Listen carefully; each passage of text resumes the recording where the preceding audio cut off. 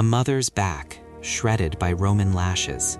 2 daughters, their innocence stolen by legionaries. An entire kingdom, seized as if it were a common slave's shack. In the year 60 AD, the Roman Empire learned that some spirits do not break, they ignite. This is the story of Boudica, the warrior queen who brought the world's greatest superpower to the brink of total collapse in Britain. To understand the rage of Boudica, we have to understand the land she called home. Nearly 2,000 years ago, the island of Britain was not a single nation, but a patchwork of warring tribes. Among them were the Iceni, a proud and wealthy people inhabiting what we now call Norfolk. They were masters of the chariot and keepers of deep Druidic traditions. For a long time, they managed a delicate dance with the Roman Empire, which had invaded Britain under Emperor Claudius in 43 AD. The king of the Iceni was a man named Prasutagus. He was a savvy politician who understood that fighting the Roman legions head-on was a recipe for extinction. To protect his people, he became a client king, essentially a Roman ally.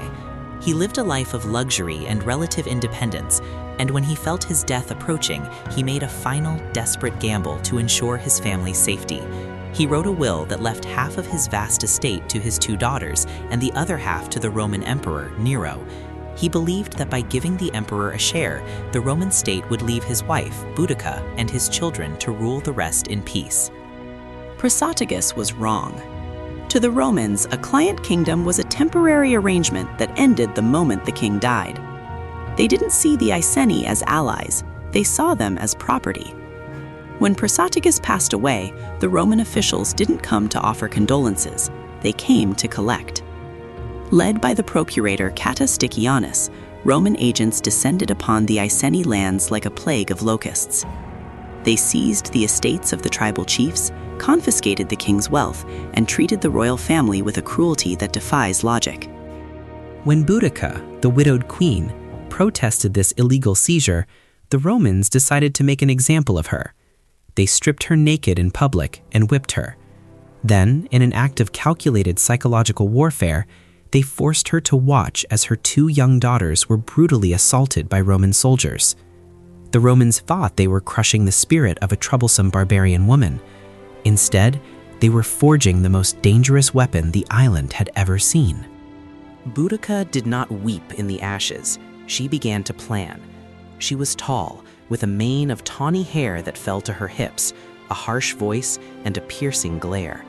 She was a woman born for command, and she had a grievance that resonated with every Briton who had suffered under the Roman boot. It wasn't just the Iceni who were angry. The neighboring Trinovantes had seen their lands stolen to build a colony for Roman veterans at Camulodunum, modern-day Colchester. These veterans treated the locals like slaves, insulting their gods and draining their resources. Under the cover of shadows and sacred groves, Boudica sent messengers to the neighboring tribes. She spoke of honor, of the gods, and of the fundamental right to be free. Her message was simple: it is better to die on your feet than live on your knees. While the Roman governor Suetonius Paulinus was busy campaigning on the far side of the country in Wales, attempting to wipe out the Druids on the island of Anglesey, Boudica struck. The rebellion began with a roar. An army of nearly 100,000 Britons, led by the golden-haired queen in her war chariot, descended upon Camulodunum. The city was a symbol of Roman arrogance. It had no defensive walls because the Romans believed the locals were too intimidated to ever revolt. They were catastrophically mistaken. The Britons surged into the streets, fueled by decades of suppressed resentment. The Roman veterans and their families retreated to the Temple of Claudius, a massive stone structure they believed would be their sanctuary. For 2 days, they huddled inside as the rebels burned the city around them. Then, the Britons stormed the temple. No one was spared. The colony was razed to the ground, and the 9th Legion, racing to save the city, was ambushed and nearly annihilated. The infantry was slaughtered, and only the commander and a few cavalrymen managed to escape. When the news reached Catus Sticianus, the man whose greed had sparked the fuse, he didn't stay to fight. He fled across the English Channel to Gaul, leaving the province to burn. Boudica's army grew with every victory. They were no longer just a mob, they were a tidal wave. Their next target was Londinium, a bustling commercial hub that would one day become London.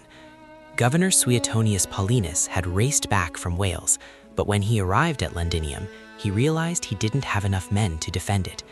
In a cold, tactical decision, he abandoned the city to its fate. He took his troops and retreated, leaving the civilians behind. The slaughter in Londinium was absolute. Archaeologists today still find a red layer in the soil of London, a thick band of burnt debris and oxidized ash that marks the day Boudica's vengeance turned the city to cinders. It is estimated that 70,000 to 80,000 people were killed in the three cities of Camulodunum, Londinium, and Verulamium. The Britons didn't take prisoners. They didn't want slaves. They wanted the Romans gone from their soil, and they were willing to kill every man, woman, and child to achieve it. At this moment, the Roman occupation of Britain was nearly over. Emperor Nero was reportedly considering a total withdrawal from the island, but Suetonius Paulinus was a career soldier, and he knew that he only had one chance to save his reputation and the province. He gathered his forces, the 14th Legion, parts of the 20th, and various auxiliaries. He had about 10,000 men. Against him, Boudica stood with an army that ancient historians claim numbered over 200,000. The two forces met at a location that remains a mystery to this day, though it is often referred to as the Battle of Watling Street. Suetonius was a master of terrain. He chose a position in a narrow defile with a thick forest at his back. This meant the Britons could not use their superior numbers to surround him. They had to attack him head-on, in a bottleneck. Boudica was confident. She rode her chariot before the ranks of her army, her daughters by her side. She told her people that she was not fighting as a queen seeking to regain her lost wealth, but as a common person who had lost her liberty and seen her children shamed. She told them that if they looked at the Roman numbers, they would see that they must win or die. "This is a woman's resolve," she reportedly cried. "As for men, they may live and be slaves." The Britons were so sure of victory that they had brought their families to watch the battle, lining up wagons in a great crescent at the back of the field. This was their fatal mistake. The battle began with the Britons charging into the narrow gap. The Romans stood like a wall of iron. When the Britons were close enough, the Romans unleashed volleys of heavy javelins, which pierced shields and flesh alike. Then the Romans formed a wedge and pushed forward.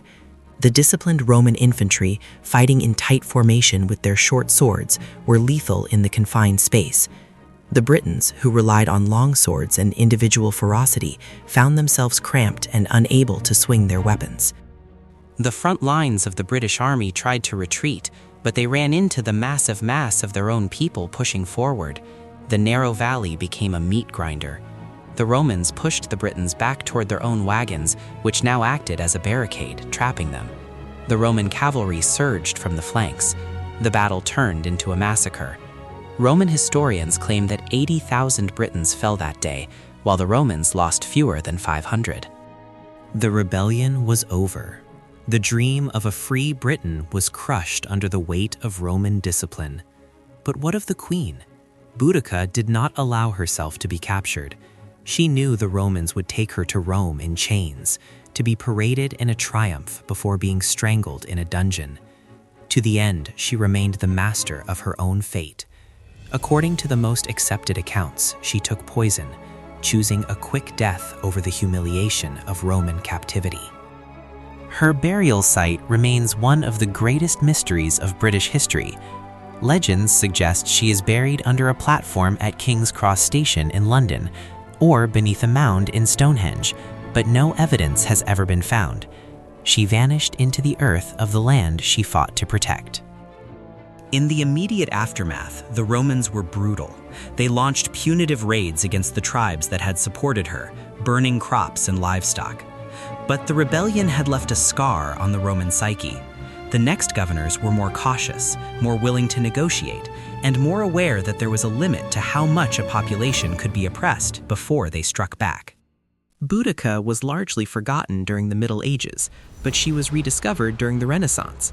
During the reign of Queen Elizabeth I, Boudica became a national icon, a symbol of a powerful woman defending England against foreign invaders. In the Victorian era, she was transformed into a legendary figure of British identity.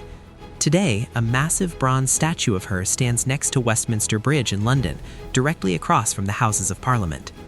The Iceni queen's vengeance failed in its immediate goal of driving the Romans away, but she achieved something far more lasting.